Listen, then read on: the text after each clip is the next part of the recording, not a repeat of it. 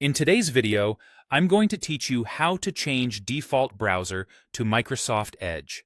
Before we start, a quick note on what this change actually does.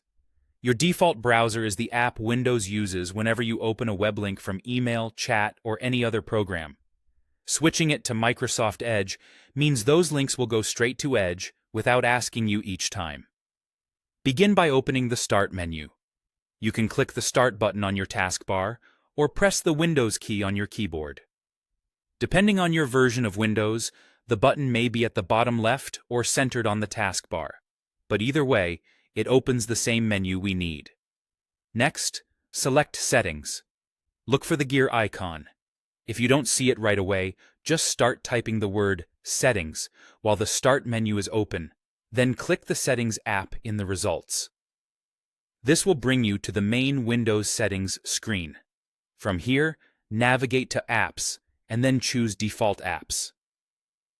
Apps is usually listed in the left-hand sidebar. Default Apps is where Windows manages which programs handle common tasks, such as opening web pages, email, maps, and media files. We're focusing on the browser today. On the Default Apps page, find the area that says Set Defaults for Applications. There's a search box there. Click into that search field, type Microsoft Edge, and then select Microsoft Edge from the list that appears. If you don't see it right away, double-check the spelling. If it still doesn't show up, make sure Edge is installed and up to date through the Microsoft Store.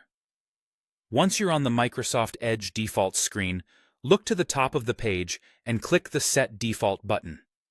This single action tells Windows to use Edge for web links and common web-related file types like HTTP and HTTPS links and HTML files. You don't need to change each file type manually. The Set Default button takes care of the most important associations in one step. That's it. Edge is now your default browser.